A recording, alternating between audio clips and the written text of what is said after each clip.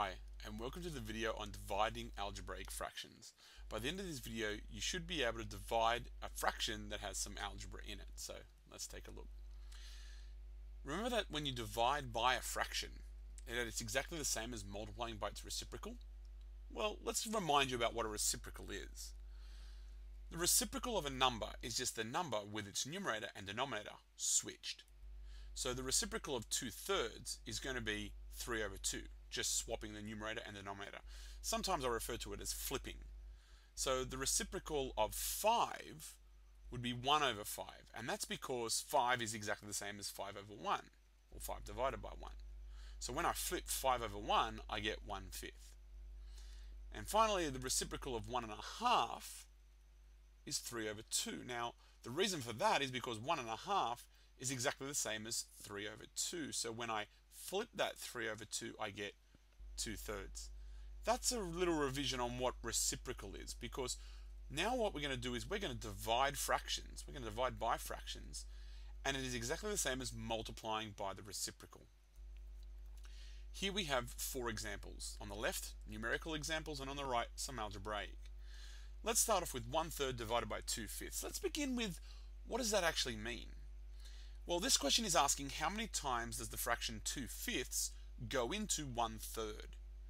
Now, in order to do that, we have to multiply by the reciprocal. So we begin with 1/3. That does not change. The first fraction will always stay exactly the same. What we are going to change is the division sign into a multiplication sign, and we're going to multiply by the reciprocal. So we're going to take that 2/5 and flip it upside down to 5/2. Now these two things are exactly the same as each other, and it's because we know how to multiply from the last video. We just multiply across the top and across the bottom to get our answer. So 1 times 5 is 5, and 3 times 2 gives me 6. So 1/3 divided by 2/5 is actually 5/6. The number of times 2/5 goes into 1/3 is actually 5/6. Now, this video is more about the process, the steps, not the understanding of it. That's something that we can do later on when we talk in class. For now, we're just trying to remember how to divide fractions. So let's take a look at the second example. 3/4 divided by 3/7. We're going to take that 3/4, we're going to change it into a multiplication question, and we're going to flip that second fraction with its reciprocal. Now I've got to try and find out what 3 times 7 and 4 times 3 is. But before I do that, I notice that I have a common factor, something that I can divide into the top and into the bottom, what we call cancelling. Here what I'm going to do is I'm going to cancel those 3's. I'm going to divide them both by 3. So when I divide them by 3, I get 1 in the numerator and 1 in the denominator. This makes my multiplication a lot easier. So now my answer is going to be 1 times 7 for the numerator and 4 times 1 for the denominator. So 3/4 divided by 3/7 is actually 7/4. Now let's look at our algebraic examples. These are exactly the same steps. So we start with our a/6. We change the division into a multiplication, and then we flip that second fraction. Now it's a multiplication question.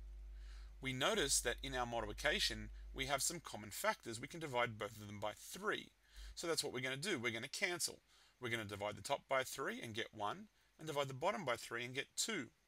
Now my answer is going to be a times 1 at the top, which is a, and 2 times b, which is 2b, down the bottom.